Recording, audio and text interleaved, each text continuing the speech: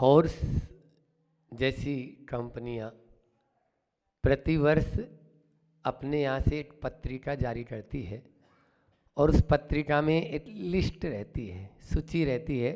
उस सूची में दुनिया के जितने भी बड़े लोग, धनी लोग होते हैं कि टॉप 10 कौन हैं, ये तो उसमें लिखा रहता है कि दुनिया के सबसे धनी लोग कौन हैं। ये नहीं लिखा रहता, आज तक कोई पत्रिका नहीं छपी कि दुनिया के सबसे सुखी लोग कौन हैं। आज तक ऐसी कोई पत्रिका नहीं बनी जिसमें लिखा हो कि कोई सुखी हो, क्योंकि सुख कहाँ है? सुख हमारे भीतर है। बाहर खोजना चाहते हैं हम, पदार्थों में सुख खोजना चाह रहे हैं। संत कहते हैं परमार्थ में सुख है, तुम पदार्थ की ओर क्यों जा रहा है? आज बात W की है, अल्फाबेट में W की बात चल रही है। V तो हो ही गया था आपका पहले ही, पंचकल्याण हमने दोबारा उसको और रिपीट कर दिया था, क्योंकि पंचकल्याण के बीच में गैप पड़ गया था, तो हमने बोला 2 बार V ले लो, इसलिए V के साथ में आज W की बात है। और W के ऊपर है कि विश या वांट, चाह। विश यानी इच्छा, और वरी, वरी यानी चिंता। बस चिंता के ऊपर आज अपन को चिंतन करना है।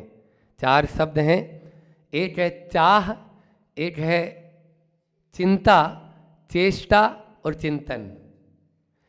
चाह नहीं हो, चेष्टा हो। चाह नहीं हो, चेष्टा हो, और चिंता नहीं हो, चिंतन हो, तो हमारा जीवन उन्नत हो जाएगा। हम अपने आप को ऊपर उठा सकते हैं। चिंतन होना चाहिए, समझ में आ रहा है? हम चिंता की ओर चले जाते हैं। और दूसरा चाह। चाह क्या है? चाह का मतलब वो जिसके बिना हम रह नहीं पाते। संत कहते हैं कि यही तेरे लिए दाह बन जाता है, तेरी जो चाह है। क्योंकि चाह का मतलब ही यही होता है कि एक चाह पूरी नहीं हुई और दूसरी तुरंत उत्पन्न हो जाती है। आप देखिए, प्रतिदिन भोजन करते हैं और भोजन करने के बाद अब लगता है कि भैया अब नहीं, फुल हो गया है। उसके बाद में थोड़ी देर बाद में वो कहाँ चला जाता है, फिर से भूख लग गई बोले। समझ में आ रहा है? तो ये तो चाह जो है वो हमारे लिए कांटों की राह है। इस चाह को मिटाना है। चाह मिटी, चिंता मिटी, मनवा बेपरवाह। और जिनको कुछ नहीं चाहिए वो शहंशाहों के शाह होते हैं, वो शहंशाहों के शाह। इसलिए चाह, चिंता को मिटाना है तो चाह को मिटाना है। ये चिंता जो होती है वो चाह के कारण हो रही है। समझ में आ रहा है? इसलिए चाह नहीं चेष्टा हो और चिंता नहीं चिंतन हो। वो चिंता ही धीरे धीरे धीरे धीरे हमारे लिए टेंशन बनती है, और टेंशन होके डिप्रेशन बनती है, और डिप्रेशन होके डीप डिप्रेशन में हम चले जाते हैं। आदमी अपनी पत्नी को बोलता है तुम कौन? समझ में आ रहा है? ये स्थितियां हो रही है वर्तमान में। इसलिए अपने आप को यदि बचाना चाहते हो तो इन सबसे ऊपर उठाना होगा। तो सबसे पहले मैंने कहा कि चाह को हटा दो, फिर उसके बाद में चिंता। चिंता यानी गर्भ से बालक उत्पन्न होता है तब से लेकर और मरते दम तक, अर्थी तक जाते जाते वो चिंता में ही जीता है। हर व्यक्ति चिंता में है। क्या चिंता है कोई पता ही नहीं उसको, कोई पता नहीं। वो वर्तमान में जीना सीख जाए तो उसकी सारी चिंताएं खत्म हो जाती है। देखो चिंता में और चिंतन में कितना फर्क है। एक बार ऐसा हुआ, कोई भी व्यक्ति रेलवे स्टेशन पे पहुंचा और रेलवे स्टेशन पे थोड़ा सा लेट हुआ, गाड़ी छूट गई, 2 मिनट लेट हो गया वो। अब गाड़ी छूट गई तो उसके बाद 2 ऑप्शन है। पहला ऑप्शन तो ये कि उनको गाली देना शुरू कर देगा जिन जिन ने लेट किया है। पत्नी ऐसे है, उसने टाइम पे टिफिन नहीं बनाया, और उसने कपड़े नहीं दिए, और ये नहीं दिया, और उसने देखो 2 मिनट में काम। तो ये एक तो ऑप्शन है उसके पास में। और दूसरा ऑप्शन ये, कोई बात नहीं है, गाड़ी चली गई, जरूरी है मुझे मीटिंग अटेंड करना है, तो अब दूसरी गाड़ी कौन सी आ रही है तुरंत इंक्वायरी रूम पे पता लगाऊं और उसका टिकट ले और बैठ जाऊं। समझ में आ रहा है? तो इसमें से कौन सा ऑप्शन अच्छा है? दूसरा वाला अच्छा है। पहले वाले में कोई नहीं, वो कोसता रहेगा, उससे कोई उसको रिजल्ट मिलेगा, कोई उसका है नहीं जो है परिणाम उसके सामने हाथ लग रहा है, बल्कि उसका अपना ही गांठ से और जा रहा है, अब कुछ भी हाथ लगने वाला नहीं।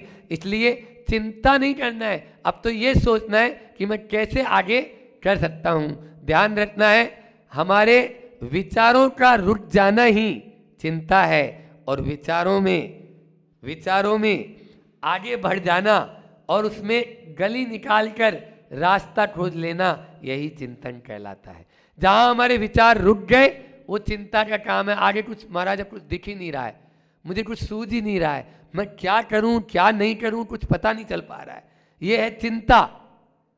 और नहीं, 99 दरवाजे बंद है तो एक दरवाजा आपके लिए खुला है, बस 100 दरवाजे पे आप थोड़ा सा हाथ लगाओ, खुल जाएगा और आप प्रवेश पा जाएंगे। लेकिन क्या करते हैं हम, वो 99 की ओर ही देखते रहते हैं, अब रहने दो भैया, हो गया बहुत कुछ हो गया। ऐसा नहीं, हिम्मत नहीं हारना है। ध्यान रखना, परिस्थितियां बदलना हमारे बस के बात नहीं है। क्या बदलोगे आप? अच्छा ये बताओ, बहुत तेज पानी गिर रहा हो और आपको जाना जरूरी हो तो क्या करते हो शैलेश भाई? छत्ता उठाते हो और चल देते हो। आप ये तो नहीं बोलते हो कैसा मूर्ख के पानी बरसा रहा है वो, उस पानी को बंद करने के लिए तो आप कोसते नहीं हो। किसी जंगल के रास्ते से आप जा रहे हो या बाहर जाना है, कोई कांच नहीं गड़ जाए, कोई कांटा नहीं लग जाए, तो आप उस रास्ते को साफ करने की कोशिश नहीं करते हो, आप पाँव में जूता पहन लेते हो। यही समझदारी है। इसी को बोलते हैं परिस्थिति बदलना तेरे हाथ में नहीं, अपनी मनस्थिति बदल ले, तेरी परिस्थिति अपना आप ही तेरे अनुकूल हो जाएगी। अपनी मनस्थिति को बदलना है ना, परिस्थिति को कितना बदलोगे, किस को बदलोगे। हमारी हालत कैसी पता है, उस ट्यूबलाइट से भी गई बीती है।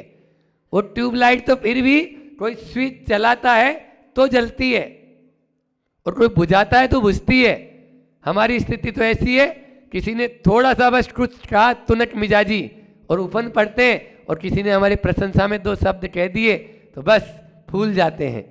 ये है मतलब, संत कहते हैं अपनी ट्यूबलाइट की स्विच अपने हाथ में रखो, दूसरे के हाथ में मत दो कि कोई जब चाहे तब जला दे और जब चाहे तब बुझा दे।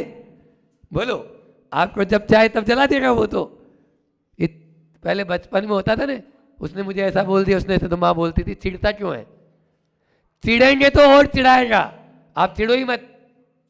बस ये अब बड़े हो गए तो कोई बात नहीं, हम अपनी ट्यूबलाइट की, इसी को बोलते हैं निमित्त और उपादान। उपादान पर दृष्टि रखो, निमित्त पर दृष्टि मत रखो। हम निमित्त पर तुरंत टूट पड़ते हैं, यही हमारी चिंता का कारण बनता है।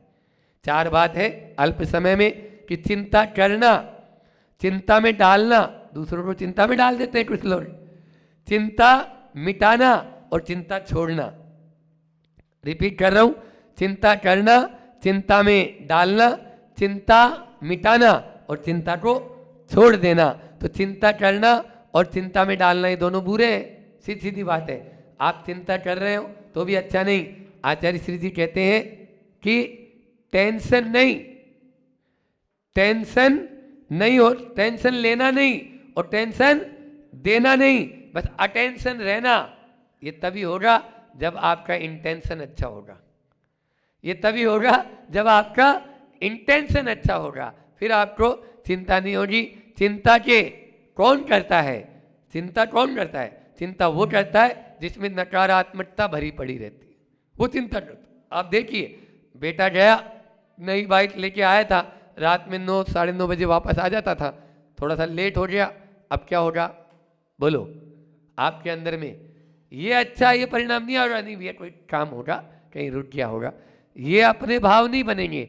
अरे अब नई बाइक लेके आया, कहीं एक्सीडेंट तो नहीं हो गया है, कहीं ऐसा तो नहीं हो गया है, कहीं वैसा तो नहीं हो, ये आपने जो देना और आप उल्टा इसको बोलकर, हमारे यहाँ बोलते हैं, इसी को बोलते हैं वर्गणाएं। आपने अपनी वर्गणाएं बाहर भेज रहे हो, ऐसा नहीं हो जाए, ऐसा नहीं हो जाए, वो वैसा हो ही जाता है। गिर नहीं जाऊं, गिर ही जाता है। फैल नहीं हो जाऊं, फैल नहीं हो जाऊं, वो फैल ही हो जाता है। फैल नहीं हो जाऊं इसकी चिंता मत करो, फैल नहीं हो इसके लिए एक होता है प्रयास करना और एक होता है परेशान होना। प्रयास करो, परेशान मत हो। प्रयास करना मेरा काम है, ठीक है ना। सतर्क रहना मेरा काम है, संकालू मत बनो। सतर्क रहो, संकालू मत बनो। आप शंका करने लग जाओ, एक एक कदम पर शंका करो। कुछ लोग होते तो शंका उनको बहुत ज़्यादा हो जाती है। और शंका का अंतराय बताया, क्या बोला हमने? शंका का अंतराय, जैसे मान लीजिए मैं निर्णय नहीं ले पा रहा हूं, ये बाल है या धागा, तो अब बैठना है मुझे, ऐसे नहीं खाना ही शुरू कर दें, क्योंकि निर्णय तो तू लिया ही नहीं है ना। तो तेरे लिए ये नियम है, बैठ जा चुपचाप। ऐसे ही जीव है या ये मान लीजिए इलायची है, नहीं ले, बैठ जा। तूने निर्णय, तुम खुद ही नहीं जान पा रहा है तो तुम दूसरे से क्या पूछेगा? इसलिए शंका का, तो संकालू नहीं होना है, हाँ सतर्क रहना है अपन को। इस प्रकार से चिंता करना, चिंता में डालना, चिंता दूसरों को भी चिंता में डालना नहीं चाहिए। फिर दूसरा कारण है, चिंता कौन करता है? नकारात्मक वाला। दूसरा आत्मविश्वास का अभाव। जो आत्मविश्वासी होता है वो कभी चिंता नहीं करता, क्योंकि उसको मालूम है ना। दो बातें याद रखो चिंता को छोड़ने के लिए, बहुत अच्छी बात बता रहे। टेंशन नहीं लो, ठीक है ना, क्योंकि आया है सो जाएगा, राजा रंग फकीर सब जाएंगे। इसलिए आप लोग हमारी बात को अच्छे से सुनो। हम देख रहे हैं चेहरे, अभी सब लोगों को दुखदुखी लगी हुई है, दुखदुखी ये लगी हुई है। महाराज आप तो बंद करो, आप तो ये बोलो कि महाराज जी पारोला कैसा लगा? बहुत अच्छा लगा। क्यों चिंता कर रहे हो? चिंता करना ही नहीं है ना। आप लोगों ने अपने पेपर अच्छे दिए तो नंबर भी तो 100% आएंगे, उसमें क्यों चिंता की बात है? जो जो पेपर हमने यहाँ करने के लिए दोनों महाराज जी ने दिए, आपने पूरे अच्छे से लिखते गए तो नंबर अच्छे ही आ गए, इसमें क्या बात है? तो इसलिए पारोला से बहुत ही बढ़िया यहाँ पर प्रवास रहा है। भले ही अल्पकाल का, अभी तो 2020 का जमाना है, अब 50 ओवर का गया है ना, तो 20 ओवर खोल के अपने आगे चलो भैया। तो 20 ओवर खेल लिए, 20 दिन तो हो ही होंगे लगभग। हाँ 18 को आए थे, 7 हो गई। तो इस प्रकार से आत्मविश्वास की कमी, आत्मविश्वास रखेंगे कभी चिंता नहीं होगी।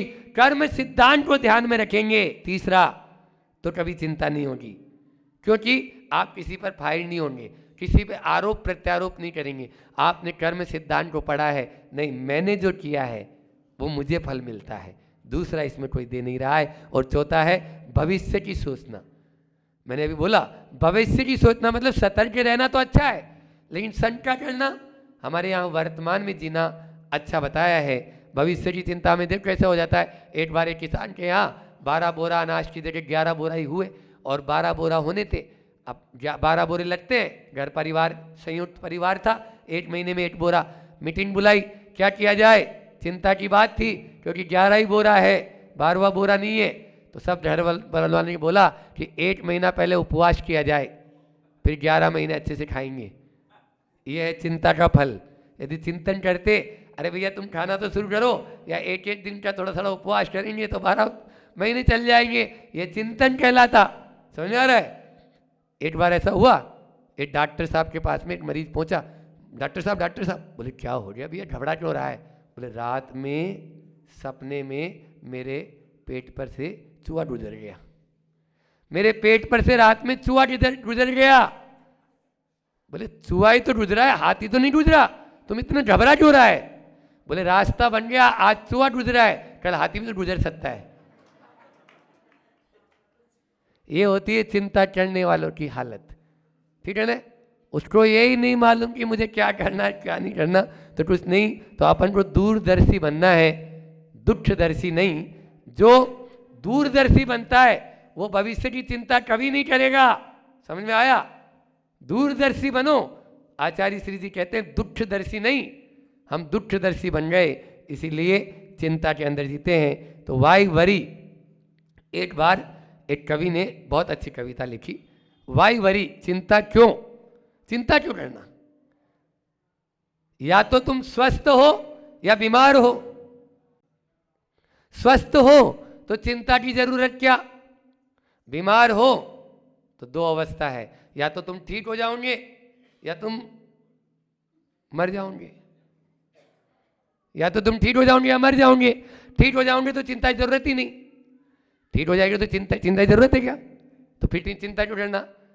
और यदि मर जाएंगे तो फिर दो कंडीशन, या तो तुम जन्नत जाओगे या जहन्नुम, यानी नरक और स्वर्ग, है ना? उर्दू में जन्नत और जहन्नुम, जन्नत होता है स्वर्ग और जहन्नुम होता है नरक। तो या तो तुम जन्नत जाओगे या जहन्नुम। जन्नत जाओगे तो चिंता की क्या जरूरत है? स्वर्गवासी वैसे भी आपके नाम के आगे तो स्वर्गवासी लिखना ही ना अपने को, तो इसलिए जन्नत जाओगे तो चिंता की जरूरत नहीं।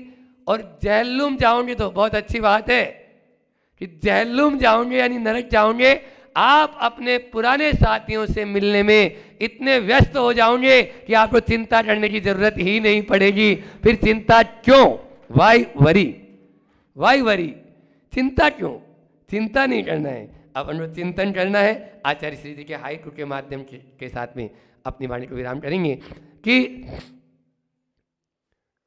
चिंतन न हो, चार शब्द दिए थे मैंने, फिर से चाह, चिंता, चेष्टा और चिंतन, वहीं आ जाओ वापस। चिंतन न हो, 5 अक्षर, चिंतन न हो तो चिंता मत करो। आपका चिंतन नहीं चल रहा है कोई बात नहीं, चिंतन न हो तो चिंता मत करो, चित्त स्वरूपी हो। अध्यात्म का हाइकू है, क्योंकि आप चित्त स्वरूपी हो, आपके अंदर में चेतना है, इसलिए न चिंता की जरूरत है और न आपको चिंतन नहीं हो रहा है तो कोई बात नहीं, लेकिन आपको चिंता की उधर और जाना ही नहीं। आज की इस विदाई की बेला में एक छोटी सी प्रस्तुति वो भी दे देते हैं कि जाना तो है ही, लेकिन इन 20 दिनों में आपको जो दिया है उसको संजो के रखना, क्योंकि व्यक्ति बीजों की सुरक्षा धरती में वपन करने में है। अलमारी में रख दोगे तो भी वो खराब हो जाएंगे और बेच दोगे तो भी खराब हो जाएंगे हमारे बीज। बस आप उसको धरती में उगा देना, वो आपको 1000 गुना होकर आपको ही लाभान्वित करते रहेंगे, लाभान्वित करते रहेंगे। इसलिए जो बीज दिए हैं उनको धरती में बोना है। और वो अध्यात्म के लिए अपन क्या चिंतन इस पूरे के पूरे प्रवास का है कि जाएगा जब यहाँ से कोई न साथ होगा, 2 गज कफन का टुकड़ा तेरा लिबास होगा, कंधे पे जब ले जाए परिवार वाले तेरे, यमदूत ले पकड़ के हो लेत तेरे घेरे, पीटेगा छाती अपनी कुनबा उदास होगा, जाएगा जब यहाँ से कोई न साथ होगा, चुन चुन के लकड़ियों पे रख दे तेरे बदन को, आकर के जट उठा ले महतर तेरे कफन को, देवेगा आग तुझ में बेटा जो खास होगा, जाएगा जब यहाँ से कोई न साथ होगा, मिट्टी में मिले मिट्टी बाकी तो ठाट होगी। ये मिट्टी में मिट्टी मिल जाएगी, मिट्टी में मिले मिट्टी बाकी तो ठाट होगी, सोने सी तेरी काया जल कर के राख होगी, संसार त्याग अपना मरघट में वास होगा, जाएगा जब यहाँ से कोई न साथ होगा। अंतिम, प्रभु का नाम भज ले भव सिंधु पार होते, प्रभु का नाम भज के भव सिंधु पार होते, माया मोह में फंस के जीवन अमोल खोते, गुरु का नाम सुमिर ले, गुरु का नाम तू भज ले, बेड़ा जो पार होगा, जाएगा जब यहाँ से कोई न साथ होगा, 2 गज कफन का टुकड़ा तेरा लिबास होगा। बोलिए चिंतामणि पार्श्वनाथ भगवान की, आचार्य गुरुवर विद्यासागर जी महामुनि राज की। दूध तपेली में है, दूध तपेली में है, पर वह ऊर्ध्व यात्रा कब कर सकता है? जब तपेली तपती है और उस तपन से ही वह दूध, तपन की उस यात्रा से ही वो दूध ऊर्ध्वगमन की यात्रा करता है। ऊर्ध्वगमन से तात्पर्य क्या है? उफनता कब है? जब नीचे आप अग्नि दो गई। महाराज जी ने आपको तपन की बात बताई, उसी बात को आगे बढ़ाता हूं मैं। तो दूध का ऊर्ध्वगमन होता है तपन करने से, मतलब तपना होगा तभी आप अपनापन प्राप्त कर पाओगे। तपना होगा तभी आप अपनापन प्राप्त कर पाओगे। और तपने के लिए सबसे पहले मन को मनाना होगा, मन को समझाना होगा और मन को संभालना होगा। तपने के लिए वो अपनापन आपको प्राप्त करना है, वो अपने पास आपको पहुंचना है। तो अपने पास पहुंचने के लिए आत्मा सब सर्वोपरि है, लेकिन आत्मा तक पहुंचने के लिए पहले मन को समझाना पड़ेगा, पहले मन की यात्रा हमें करनी पड़ेगी। मन वो भूत है जो ऐसे ही बैठता नहीं है, उसको काम देना पड़ता है, उसको समझाना पड़ता है। तो मन को प्राप्त करना होगा तब अपनापन प्राप्त होगा। और अपनेपन प्राप्त करने के लिए क्या होगा? मन को समझाना होगा, मन को मनाना होगा और मन को संभालना होगा। हमने मन को संभाल लिया, हमने मन को मना लिया और हमने मन को समझा लिया तो सब कुछ कर लिया, ये मान के चलना। वो दूध की यात्रा से मैं अपनी बात को प्रारंभ करूंगा। पहले दूध तपन, वो तपता है दूध, वो दूध तपता है। तपने के बाद 8 यात्राएं ये दूध करता है। उन 8 यात्राओं के माध्यम से मैं 8 प्रकार से आपके मन को तपाऊंगा और 8 प्रकार की बातों को उसमें आपके साथ शेयर करूंगा। जो चिंतन है वो दे रहा हूं, अच्छा लगे तो बहुत अच्छी बात है, अपनी बात तो आपके बीच में रख ही दूंगा मैं। तो क्या है? पहले दूध तपता है, तपता तो है, फिर दूध को ठंडा होना होता है, मतलब थमता है। दूध ठंडा कब होगा? तभी थमेगा, उसके पहले थम नहीं सकता। अगर आप तपाते रहोगे तो दूध तपता ही रहेगा, ऊपर उठता ही रहेगा। लेकिन उसको थमाने के लिए क्या करना पड़ेगा? दूध को ठंडा करना पड़ेगा। दूध ठंडा होगा तभी वो थमेगा।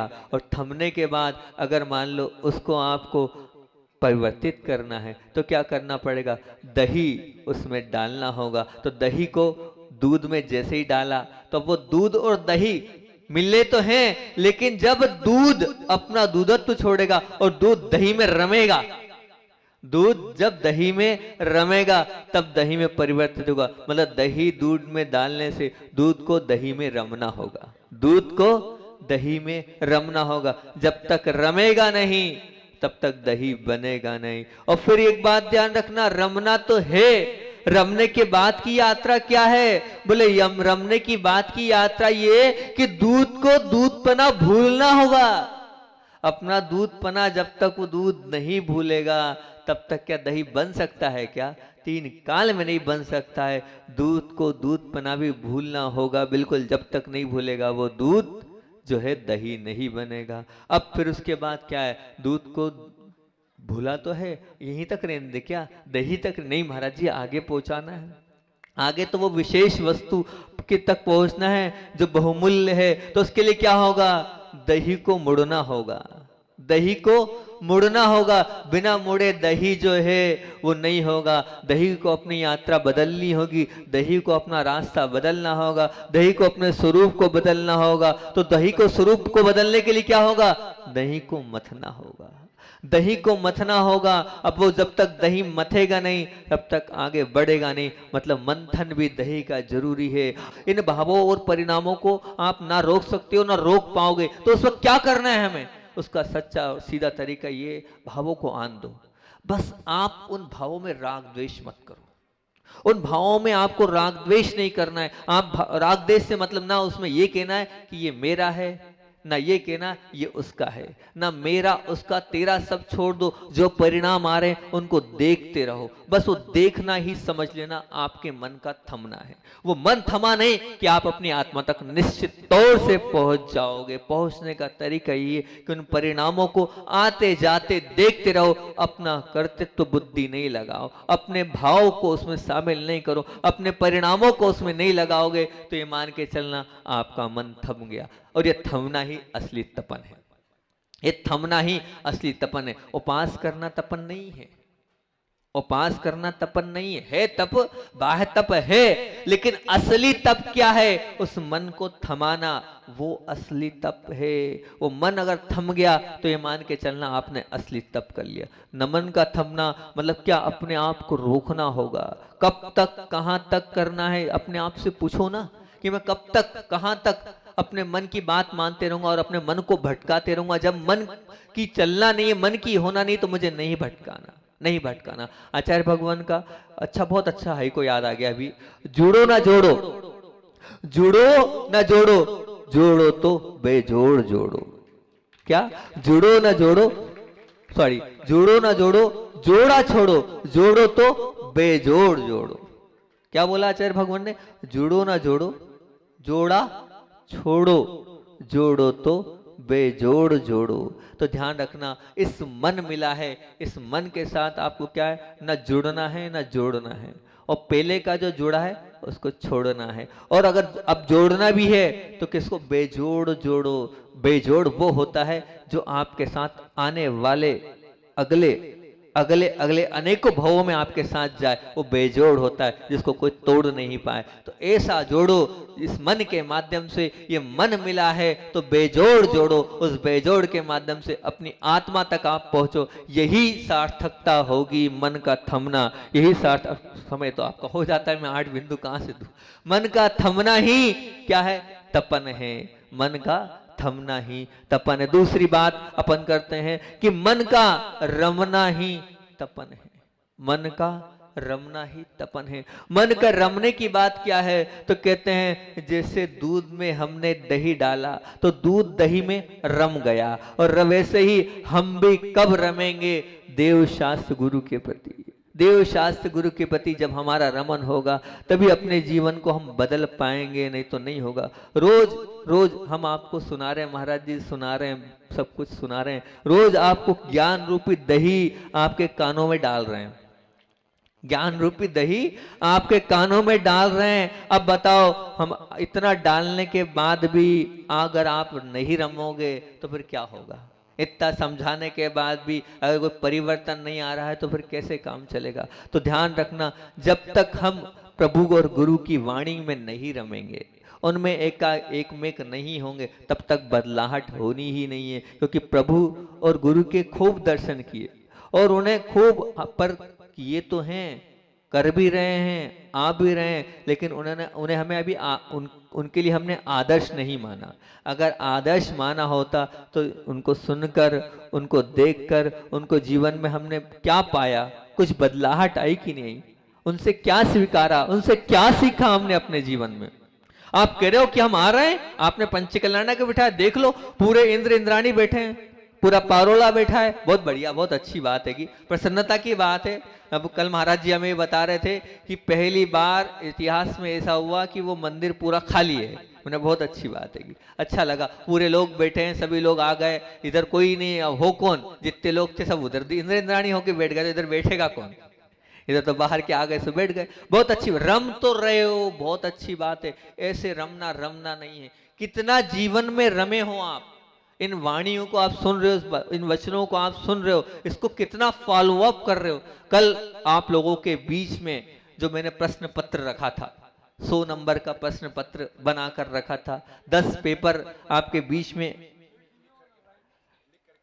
लिख करके, हाँ ठीक, बहुत बाद में डिमांड आई कि उसको यूट्यूब पे डालो, उसको और प्रवचन कहाँ मिल सकते, उसके कागज तैयार करा दो। हमने कहा ठीक, हाँ तो वो देखते हैं, होगा, आप लोगों का पुण्य होगा तो होगा। तो कल का जो पेपर था हमने आप लोगों के बीच में रखा कि बताओ, आप फेल हुए, आप पास हुए, आप फर्स्ट डिवीजन आए, आप डिक्टेशन में आ रहे हो, क्या डिक्टेशन बोलते हैं ना उसको, विशेष विशेष विशेष डिक्टेशन है ना। और फिर उसके बाद मेरी लिस्ट में आए, 90 के ऊपर मेरी लिस्ट में आए। कल 3-4 लोगों ने तो बोला महाराज जी 70 नंबर, किसी ने कहा 56 नंबर, किसी ने कहा 60 नंबर। बहुत सारे लोगों ने, मतलब हमें ऐसा लग रहा था कि ऐसा तो नहीं हम बोले जा रहे हैं और आप काउंटिंग नहीं कर रहे हो। कुछ बच्चों ने काउंटिंग करके पूरी लिस्ट भी तैयार करी अपनी मोबाइल पर, कंप्लीट कर लिया उसको। तो ये आपको हम सुना रहे हैं, रमो, हम मिले हैं तो उसका लाभ लो और उसमें अपने जीवन को जितना अच्छा बना सकते हो बनाओ, क्योंकि वो अच्छा जीवन ही तो आपके साथ जाएगा, वही तो आपका वास्तविक जीवन है, वही आपको ऊपर उठाएगा।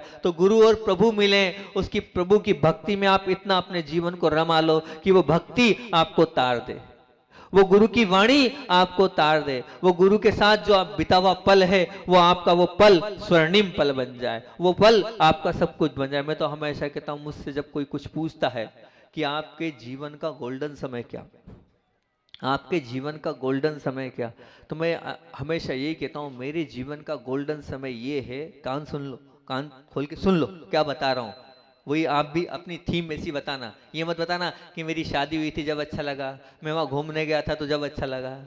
तो मैंने तो यही बताया, जो मेरे को अच्छा लगा वो मैंने बता दिया। मैंने कहा मेरा जीवन का गोल्डन समय 2 बार रहा है। एक तो जब गुरु जी के पास रहा हूं और गुरु जी की खूब सेवा मिली, मन भर के सेवा करने का मौका मिला। डोंगरगढ़ में जब अस्वस्थ थे गुरु जी, तो खूब गुरु जी की भैयावृत्ति करने का मौका, सेवा करने का मौका। यहाँ तक कि अस्वस्थ थे तो पूरे समय प्रतिक्रमण सुनाने का मौका।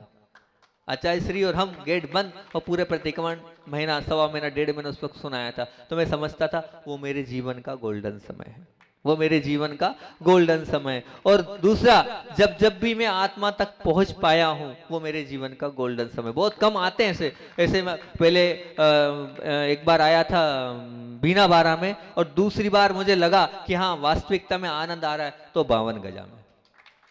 वो मुझे लगा कि 52 गजा में मैंने आनंद लिया, वो मेरे जीवन का गोल्डन समय। मैं रम गया हूं प्रभु के साथ और गुरु के साथ। तो वो रमना आपका कितना हुआ, वो गोल्डन समय आपके जीवन का कितना है, आप विचार करना कि हाँ हमारे जीवन का महाराज जी ये गोल्डन समय है। ये हमें वास्तविकता में अंतरंग में परिणामों विशुद्धता आ रही, निर्मलता आ रही, वो गोल्डन समय है। लगे कि हाँ ये आनंददायक समय है इसकी, वो सुख है, बाहरी सुख है, ये आत्मा का आनंद आना चाहिए आपके जीवन में, वही आपके साथ जाएगा। तो मन का रमना ही क्या है, तपन है। और मन को आप जितना रमा सकते हो रमा लो, ये समय मिला है। क्योंकि ध्यान रखना, जिसके जीवन में प्रभु और गुरु की भक्ति की ज्योति की तपन नहीं है, उसका जीवन अभी अंधकार में है। जितना जितना संबंध उतना आचार्य भगवान इष्टोपदेश में कितनी अच्छी बात बोलते हैं, दुख संदोह भागितम संयोगादि देहिनाम तेजामेनम ततस्सर्व मनोकाय कर्म भी। ये संयोग ही दुख का कारण है। आचार्य भगवान कह रहे हैं इष्टोपदेश में, मैंने कल आपसे कहा था इष्टोपदेश को याद कर लो, बार बार वो चिंतन के योग्य ग्रंथ है। तो उसमें एक ही बात लिखी है, दुख प्राप्ति किससे, तो बोले संयोग से। हर संयोग में अगर नीचे जाएंगे तो दुख ही मिलना है, अंत में दुख ही प्राप्त होगा। इसलिए हमें दुखों से दूर होना है तो संयोग को हमें एक तरफ करना पड़ेगा, तभी हम आगे बढ़ पाएंगे। भूलना सीखो, जितना आप भूलोगे वही भूलना असली तप है। मन का भूलना ही तपन है, तो मन का थमना ही तपन है, मन का रमना ही तपन है, और मन का भूलना ही तपन है। तब आप असली तप तक पहुंच पाओगे। अंत में आचार्य भगवान की बात रख देता हूं, बाकी के 5 बिंदु अगर आपको सुनना होगा तो फिर में सुना देंगे। तो अब आचार्य भगवान की बात कर रहा हूं। बहुत छोटे थे गुरुदेव, और उम्र होगी लगभग उस वक्त 13 वर्ष की। उस 13 वर्ष की उम्र में योग संयोग की बात है कि वहां पर आचार्य देशभूषण सागर जी महाराज जी का चातुर्मास हुआ। आचार्य भगवान का देशभूषण और बहुत सारे साधुओं का समागम मिला। आचार्य देशभूषण का मिला, अनंत कीर्ति महाराज जी का मिला, और वहां पर महाबल मुनि राज उनका मिला, सुबल सागर जी महाराज उनका मिला, एक पीताश्रय मुनि महाराज थे उनका मिला, पाय सागर जी महाराज उनका मिला। अनेक प्रकार के साधुओं का समागम मिला पूज्य गुरुदेव को। 13 वर्ष की उस छोटी सी उम्र में जब आचार्य देशभूषण जी का चातुर्मास हुआ, तो आचार्य श्री जी ने अपनी भक्ति के माध्यम से, अपनी विनय के माध्यम से, अपनी श्रद्धा के माध्यम से एक ऐसा स्थान बनाया आचार्य देशभूषण जी के पास कि आचार्य देशभूषण जी के सबसे प्रिय भक्तों में, प्रिय शिष्य में वो थे। 13 वर्ष की इस छोटी सी उम्र में वो इतने जुड़ चुके थे कि आचार्य भगवान देशभूषण जी उनके कंधे पर हाथ रखकर चलते थे। कंधे पर हाथ रखकर चलते थे और चलने के बाद भी पूरे समय, पूरे चातुर्मास आचार्य श्री जी उनके आहार कराने गए। पूरे चातुर्मास आचार्य श्री जी उनके उस 13 वर्ष की उम्र में उनके आहार कराने गए। और चातुर्मास तो ठीक है, उसके बाद इतना उन पर प्रभाव पड़ा आचार्य श्री जी का कि वो कुछ काम भी होता था, कोई साधु की वैयावृत्ति तो उन्हीं को बुला के कहते थे, इतनी क्वालिटी थी, उनसे कराते थे। और आगे इतने बड़े कि प्रभावित ऐसे अष्टमी और चतुर्दशी को उस 13 वर्ष की उम्र में उन्होंने उपवास प्रारंभ कर दिए, अष्टमी चतुर्दशी को। और साथ में 10 लक्षण में पूरा एकासन के साथ उन्होंने आहार किया। एकासन पूरा 10 लक्षण करेंगे, उसके बाद से उन्होंने एकासन 10 लक्षण में हर बार ऐसे ही किया। इस प्रकार से आचार्य भगवान उनसे जुड़ते चले गए। और बाद में तो और जो साधु आते गए, सबकी वैयावृत्ति करना, सबके पास जाना। और अगर साधु आए हैं तो हर साधु के साथ वो जाते थे निहार के लिए और चौका लगाते थे। चौका ऐसा बताते हैं कि पूरा पानी बावड़ी से भरकर लाते थे, चौके में पूरी मदद करते थे, आहार कराते थे और पिताजी के साथ छोड़ने जाते थे। और छोड़ने के बाद वहाँ पूरा लेते थे, सामायिक पे बिठाते थे। प्रति रविवार को प्रवचन होते थे, कोई भी प्रवचन उन्होंने आज तक उनका कभी, सब छूट जाए लेकिन उस छोटी सी उम्र में उन्होंने प्रवचन नहीं छोड़ा। क्या श्रद्धा, क्या भक्ति थी, सोचो कितनी ऐसी प्रवृत्ति थी, बिल्कुल प्रवचन भी उन्होंने छोड़ा नहीं। और यहाँ तक ऐसा कहते कि वो बिहार साधु करने आता है तो उसको आगे तक छोड़ने जाते थे, लेने आते थे। और बाद में अगर कहीं और दूर रहते थे तो दर्शन करने भी जाते थे। ऐसी गुरुदेव की जो है अगाध श्रद्धा थी, अगाध श्रद्धा थी। तभी तो मुखमाटी जैसा जो महाकाव्य है, साधुओं से जुड़े थे, तभी तो मुखमाटी महाकाव्य में वो लाइन आई है कि संत समागम का कोई फायदा मिले चाहे नहीं मिले, लेकिन वो संत समागम संतोषी तो बना ही देता है, और संतोषी तो बना ही देता है। और अगर मान लो और नहीं तो कम से कम इतना तो जरूर है, संसार का अंत तो दिखा ही देता है। संसार का, ये लाइनें हैं मुखमाटी की, संसार, हमारे महाराज जी मुखमाटी पढ़ाते हैं तो दोनों लाइनें बहुत अच्छी है। उसमें संत समागम का क्या फायदा है, बोले संसार का अंत दिखा देता है और संत समागम संतोषी तो बना ही देता है। तो अब आप लोग समझें और जानें। और आचार्य भगवान इतनी छोटी उम्र में सब कुछ किया। और कल बच्चों की बात थी, और बच्चे भी छोटी छोटी उम्र में काय को लेके बैठे हैं, मोबाइल को लेके बैठे, संत समागम का फायदा ही नहीं उठा रहे। आपके जीवन में भी संतोषी बने और संसार का अंत दिखे, इन्हीं भावना से बोलिए आचार्य भगवान विद्यासागर जी महामुनि राज की।